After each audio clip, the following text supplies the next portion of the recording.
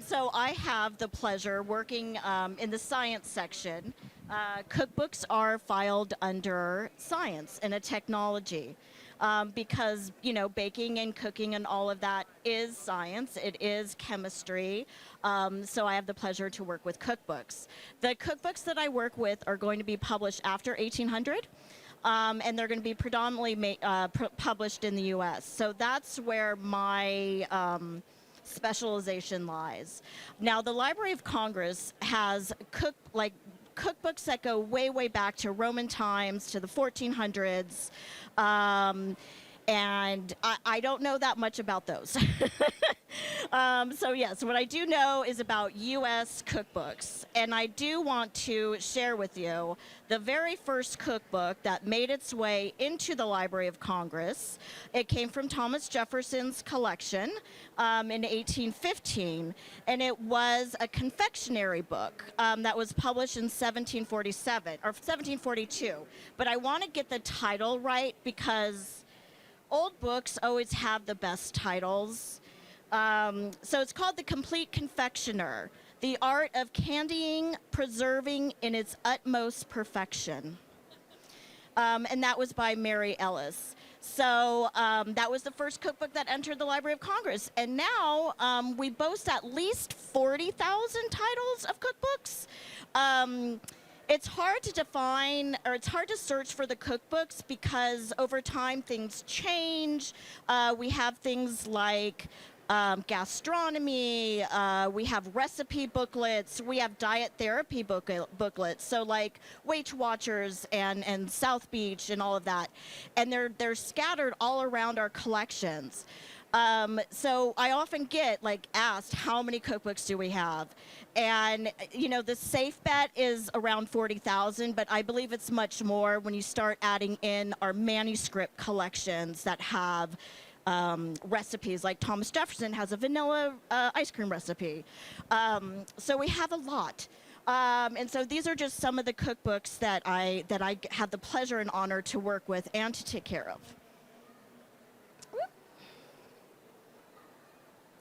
So a subset of the collection that I work with are U.S. community cookbooks.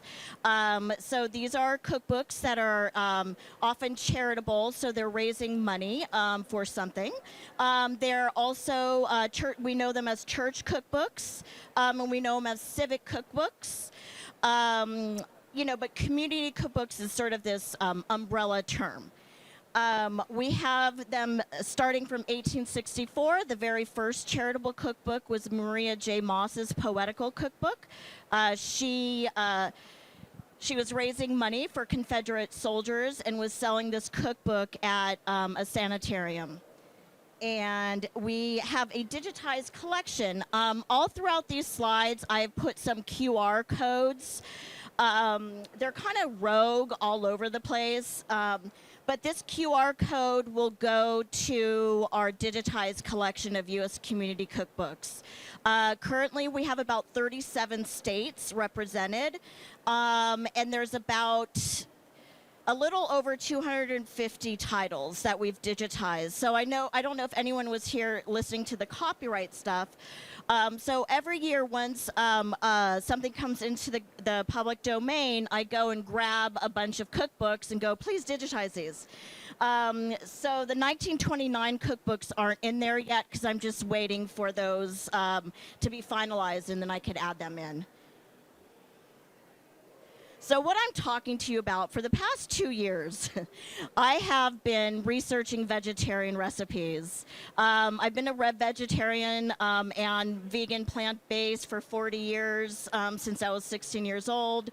And so I just wanted to learn more about that history, and really focusing on U.S. Because vegetarianism spans the globe. It's not just happening here in the U.S. And actually, the British kind of brought vegetarianism to the U.S. So why meat substitute recipes? Like, why are there vegetarian recipes? And so I kind of came up with a few reasons why, and these are the major reasons, but there's more than these. These are not the only reasons. One of the big reasons is economics and patriotism. So when we need to conserve resources and not eat meat or use animal fats and things like that, we have to conserve. We do that usually as a patriotic duty in like times of war. But also in economics, when there are financial hardships, people turn to using meat substitute recipes. So instead of using meat, they might be using beans or nuts, those sort of things. The other thing is health, of course, vegetables, right? So in the U.S., around the 19th century, you probably heard of Kellogg, the Kellogg brothers, as well as Sylvester Graham, who is the Graham crackers. They were promoting a sort of vegan diet, vegetarian diet.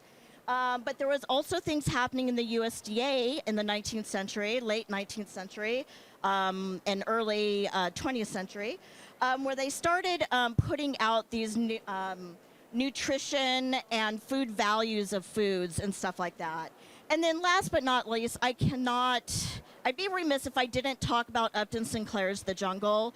That was a very important book on so many levels, but it really showed the way food was adulterated, and also the pure food movement was around that same time, where they were not practicing food safety. And so The Jungle is about the meatpacking industry in Chicago. And when a lot of people read that book, they were like, I am not eating meat from a factory, actually. And then we have ethical. So late 19th century, the Vegetarian Society was on the rise here in the United States, and as well as animal welfare movements, so that helped with it. And then you have religious. There's a lot of religious practices that believe in nonviolence, and the sort of, belief that all life is sacred, therefore I'm not going to eat flesh or meat. And then there are various religious practices that people do when they abstain from meat. All right. So I'm going to just show a few. There are a lot of examples of vegetarian recipes. My favorites are coming from those based on economics and patriotism. So those around wars. So World War I. We're going to look at a Pittsburgh World War I cookbook and one from Berkeley, California as well. And then we're going to look at a civic community cookbook from the Central Valley of California. And then finally, there is a church cookbook from Chicago. And I think you can see it because I tested this out. But my favorite part of this thing, this comes from the Pittsburgh World War I cookbook. It says, conversion in this case is patriotism. So when it's talking about using these new, not new, but using these new recipes that normally you would use for meat, you're now using legumes and nuts and all of that sort of stuff. So I just kind of like that statement. So this is the I forgot. You guys probably need to see. So this is the 20th Century Club cookbook from Pittsburgh.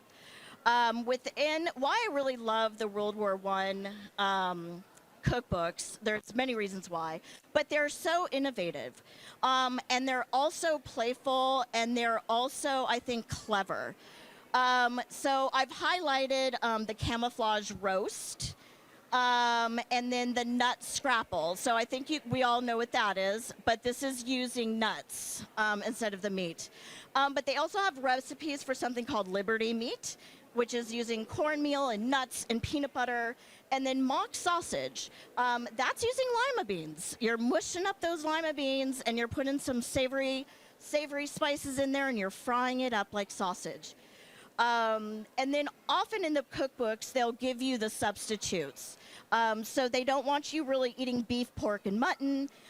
Chicken was okay, beans, eggs, cheese, nuts, fish, and milk. And then that QR code will take you to that cookbook. This one is from Berkeley, California. So this cookbook, again, is just I feel so creative with their vegetarian recipes, So this is 1918. Here we have a mock veal roast. That's using lentils and peanuts and bread, and you're soaking it and you're mushing it together and you're baking it and you put sauces on it. So traditionally, these cookbooks are substituting the meat with dried beans, peas, nuts, milk, eggs, and cheese.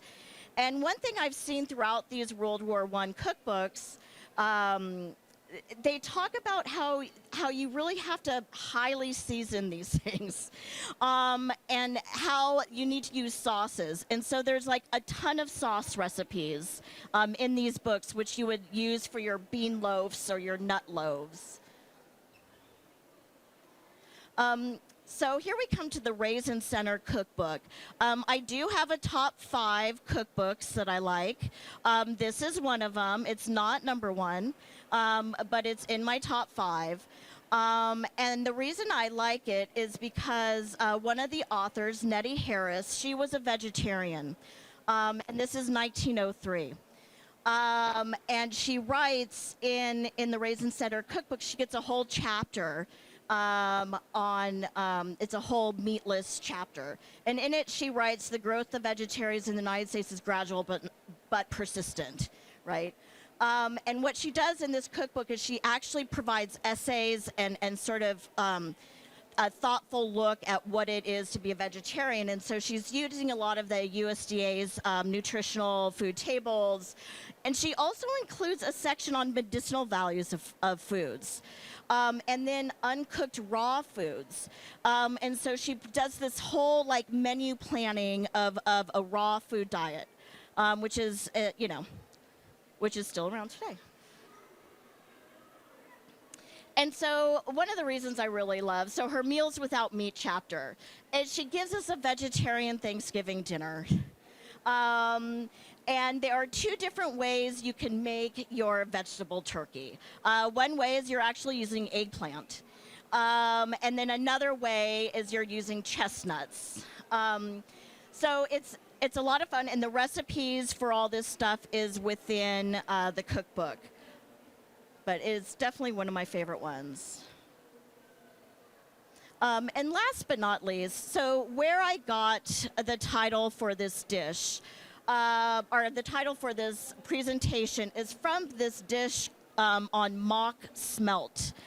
Now, one thing I've noticed looking through the community cookbooks, these historical community cookbooks, is there is so many mock recipes.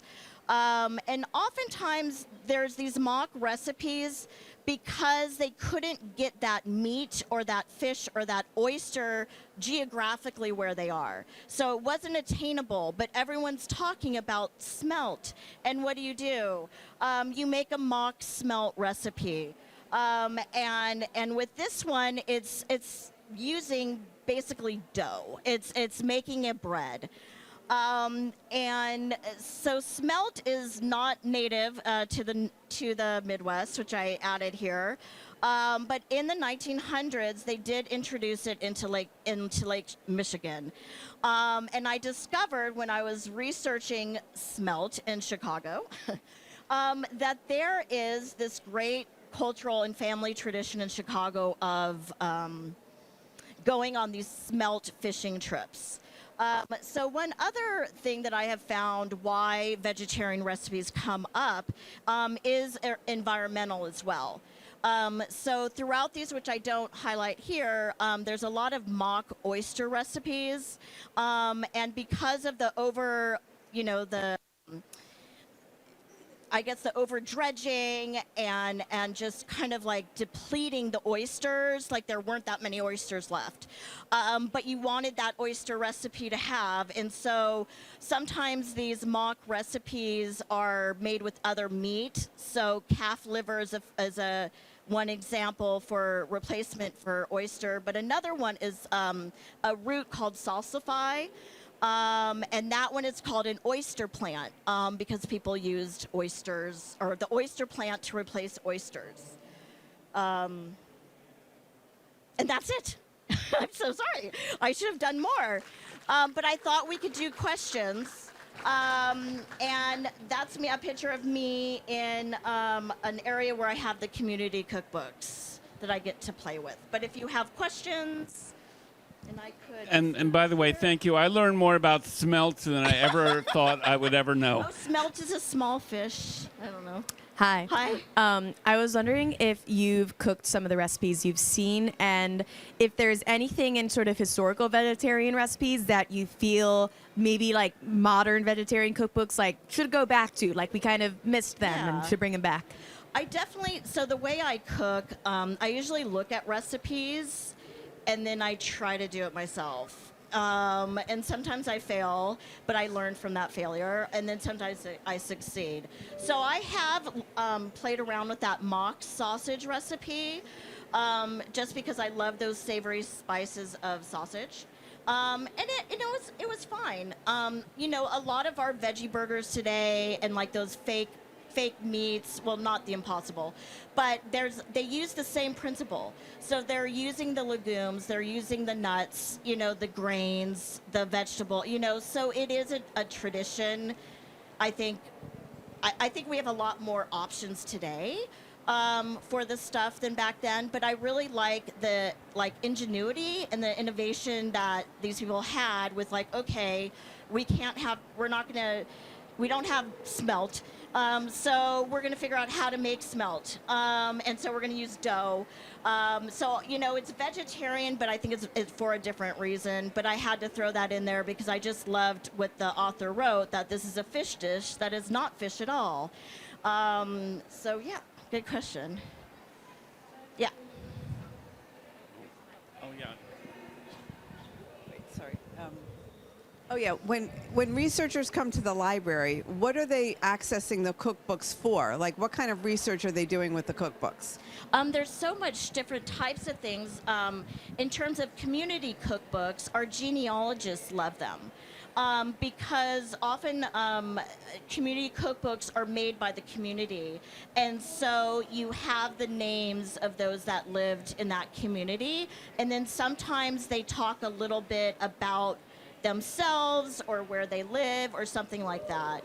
And we also get food historians coming in. I just helped somebody who's writing a history of macaroni and cheese.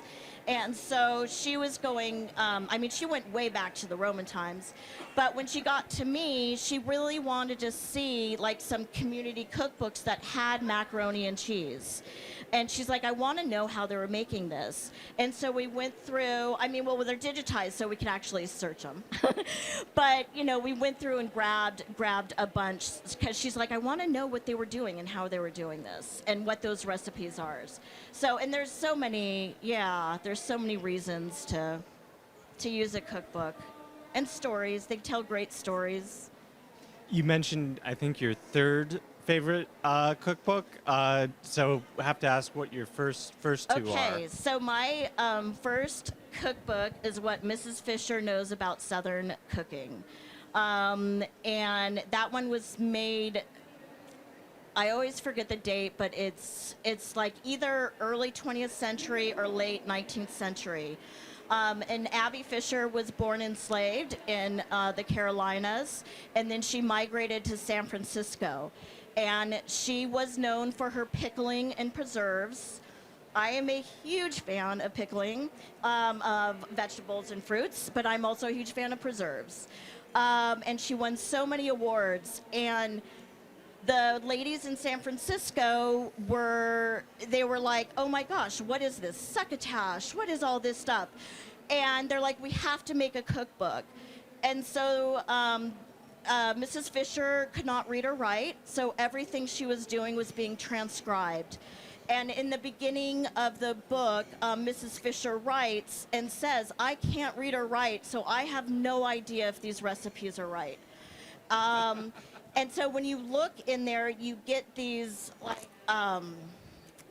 succotash was called circuit hash because the ladies in San Francisco have never heard of succotash in the early 1900s, and so they wrote it as circuit hash. And then jambalaya was like jumberly, it was like a weird word. But that one is, I love the story of Abby, or Mrs. Fisher. And I'm also from California and Sacramento area where she lived and stuff like that. So that's my number one. Yeah. I find it so interesting as you went into details about substitutes. Yeah. And my sister and I, we recently had a trip to Switzerland this summer. Oh. And we were super impressed with the many options they had for vegetarians at McDonald's, Oh, which wow. you don't We really I see here in think the we have U.S. that, except French fries, maybe. So I'm curious if in the Library of Congress you've come across some of those substitute recipes or an international contribution from those countries that are now kind of developing or have gone beyond Yeah. what we see here Yeah. for those meat substitutes. Yeah, I know we do. I know that we have a lot of British, because British kind of started the Vegetarian Society in the 1800s. So we have a lot of British vegetarian cookbooks. The international ones, we definitely collect international cookbooks. We collect them directly from the countries in those languages. I just don't work with those enough to know. But I know we have them, and I know sometimes I come across some, and I recommend them to our international area studies people, and I'm like, could you buy this cookbook for us? Because it might be from a country where we have an overseas office, and the overseas person could go get the cookbook for us. Yeah, but I know we do, and I know they're there. I just haven't played with, I call them played. I play with the cookbooks. I haven't played with them yet, so yeah. Hi, thanks for your great talk. So I was thinking that a lot of these recipes are highlighting substitutes for meat-based recipes. I know in other cultures, perhaps for religious reasons, like you highlighted, ingredients like tofu aren't really seen as meat substitutes, but are just ingredients. Yeah. I was wondering, as it's particularly tofu is a really popular ingredient in vegetarian recipes today, I was wondering how that cultural shift happened in historical cookbooks. Like, did these immigrant groups in America release their own cookbooks and the ingredients gradually became part of American cookbooks? Or how did that shift exactly happen is what I'm wondering. One, thank you for asking that. I have been searching forever trying to figure that one out. I have seen recipes oh, that one's not up. So the Raisin Center cookbook has recipes using soybeans. It's from California, so they're growing soybeans in California.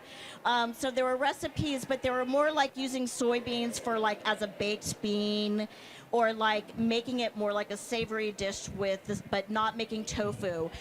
There is a tofu historian, and his name escapes me, but he has tried to trace the sort of, I guess, the popularity of tofu coming into the United States. The same with using wheat gluten, right? Like seitan and stuff like that. So I know they're there. I just think they might have been coming in, getting more popularity like 1950s. But, you know, there's more to search. We have probably like 2,000 community cookbooks up until 1928, 29. So, you know, and we have them digitized, and I'm trying to do a new project doing a text analysis so that people can go in there and search something like soy or wheat gluten or like something like that, so it'd be easier to find. Often what I do is I just like reading the books, and so I just go from page to page reading the book. So I haven't come across it, but it's something that I have been looking for every time I pick up one of those books. Yeah. Do you have Mrs. Fisher's book digitized online? Yes. And but it's 1881 Oh, when it it was is published. 1881. Yes. Yeah. I knew it I was have like never been able to 18s. see the whole book. Oh, and it's a beautiful book too. It has a beautiful publisher binding on it. But Okay. we do have it in our rare book collection because for the longest time that was thought of as the very first cookbook published by an African American woman. But Melinda, they found another cookbook, a community cookbook out of Wisconsin by Melinda Russell. that was published earlier. So now Mrs. Fisher is now number 2. I mean, she's number 1 to me. But yeah, so it's a very notable book. So we actually keep it in a vault. Okay. And in our rare book room. Do you have a large number of the 40,000 all digital, or is it just a few? Until what I've been doing is trying to do digital projects of the cookbooks up to 1929. We also have cocktail books that fall, food and drink. We've digitized a bunch of pre-prohibition, which are very strong cocktails. If you've ever seen those, like the way they make those ingredients, I would modernize those. I would not use those recipes. But yeah, the ones that are going to be after 1928, 29, you'll have to come see us. But there are orphan works. There are things. So other universities and stuff have been digitizing things that are more like mid 20th century kind of stuff because they're orphan works. But the Library of Congress honors copyright, so we're not going to do that. So with more video form, short form, and like audio content these days, is it in the library's responsibility to catalog those types of recipes, or is it more like a National Archives thing? How have you been keeping track of those contributions as they're coming up? So good. It's something that I have to admit keeps me up at night because I'm trying to figure, because there is so many, it's just things are not just in paper anymore, right? And there's so many different forms. And, we do have a motion pictures and recorded sound. So, they're responsible for that format. But then I work with the subject area, right? So sometimes I do work with them if there's something where I'm like, we must get this. But we do web archiving. And so there is the science section leads a food and foodways web archive. And so we're going and capturing web content. The playback, the technology isn't really good right now. If we want to play back videos and sound and stuff like that, it's just the technology's not there yet. But we've been trying. And it's something that does keep me up at night going, how do we do this? How do we preserve it? There's so much great content. I don't know. And podcasts, I'm just like, I don't know. Yeah, we're trying though. We're at time. Thank you guys very much.